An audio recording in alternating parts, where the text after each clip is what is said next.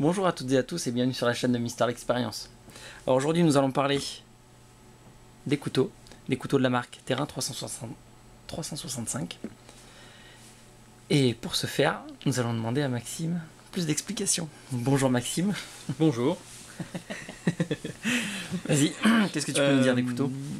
Alors c'est une marque américaine, donc c'est un coutelier qui les fabrique. C'est pas, ça sort pas d'usine, hein, c'est un coutelier vraiment qui les façonne dans un matériau que lui-même a inventé, ça s'appelle du Terraventium.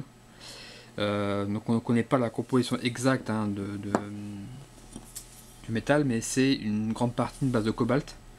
Et après il y a d'autres mélanges, mais ça a la propriété en fait d'être inrouillable, donc même à l'eau de mer. Faut juste le rincer à l'eau douce une fois qu'on l'a utilisé en mer. Et c'est dans son utilisation classique d'un couteau, on va dire, c'est incassable. Après, si on s'en sert comme pied de biche, c'est sûr que le couteau va pas forcément résister. Mais en tout cas, dans son utilisation classique d'un couteau, il est incassable.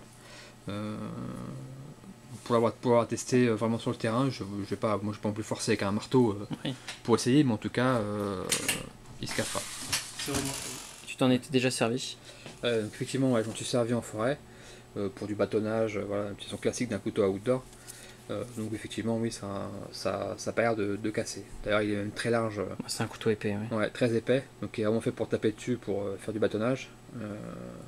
La lame est assez fine et elle est fine au début, et donc sur le devant, si tu montres le devant, tu vas voir qu'elle s'écarte assez rapidement.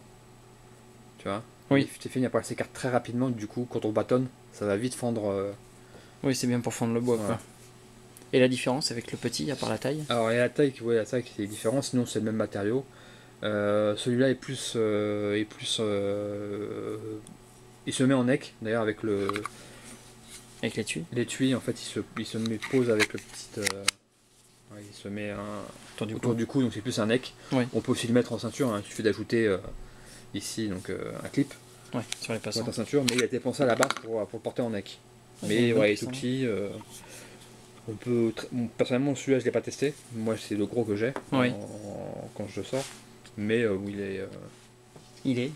Mais oui, il est aussi costaud que le gros. Hein. Après, voilà, c'est l'utilisation qu'on a d'un couteau.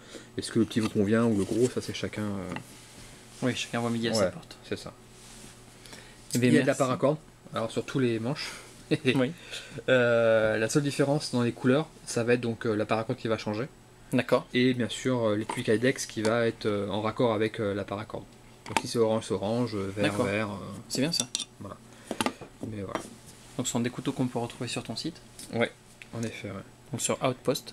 Outpost-shop.com. C'est ça. Et merci Maxime pour cette découverte et pour cette présentation. Bah de rien, merci Jean. Je vous dis merci à toutes et à tous et à bientôt sur la chaîne de Mister Experience.